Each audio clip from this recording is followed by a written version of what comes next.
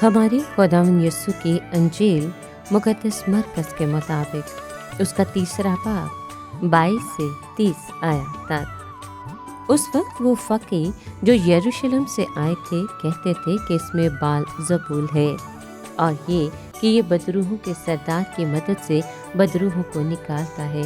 और इसलिए यीशु उनको पास बुलाकर उनसे तमसीलों में कहने लगा कि शैतान को शैतान क्यों कर निकाल सकता है, और अगर किसी बादशाही में फूट पड़े तो वो बादशाही कायम नहीं रह सकती, और अगर किसी घराने में फूट पड़े तो वो घराना कायम नहीं रह सकता।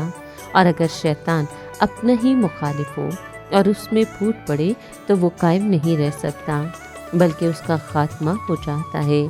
कोई आदमी किसी जोरावर के घर में घुसकर उसके असबाब को लूट नहीं सकता जब तक कि वो पहले उस जोरावर को ना बांध ले, और फिर उसके घर को लूट लेगा।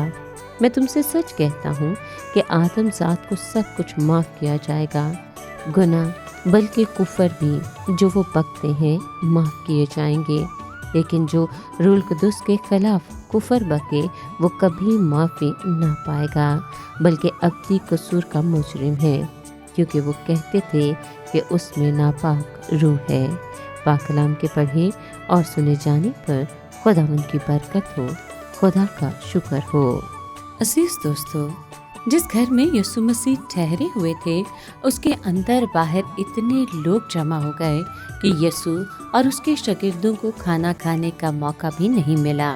मगर वहाँ के लोग मसीह यीशु को मानने से इनकारी थे। उस मौके पर कुछ शरीयत के आलम और फरीसी भी मौजूद थे जो यीशु मसीह की वजह से यरूशलेम से आए थे, लेकिन वो उनसे तालीम पाने या उनकी हमायत करने के लिए नहीं आए थे, बल्कि वो लोगों को बता रहे थे कि इस आदमी पर बाल ज़बूल का कब्जा है।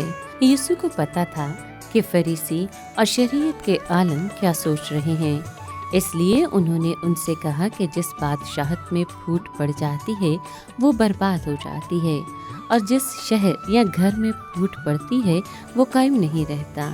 इसी तरह अगर शैतान को निकाल रहा है तो उसकी बादशाहत में फूट पड़ गई है, फिर उसकी बादशाहत कैसे कायम रहेगी?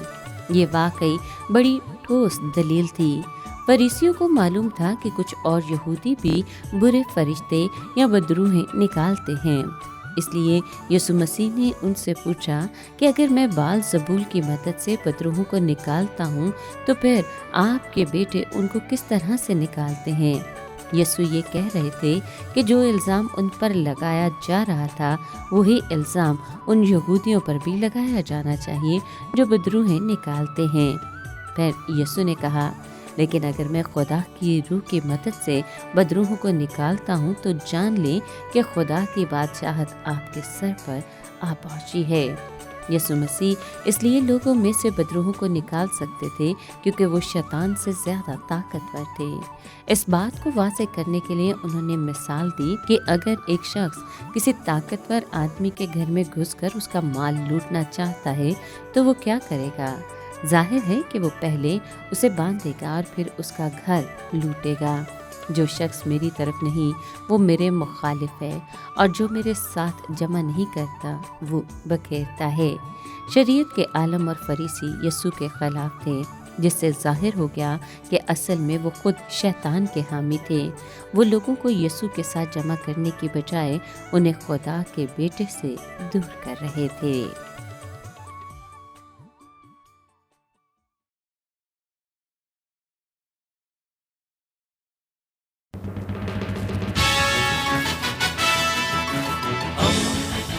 दोस्ती का पैगंबर, रेडियो वेरितास एशिया।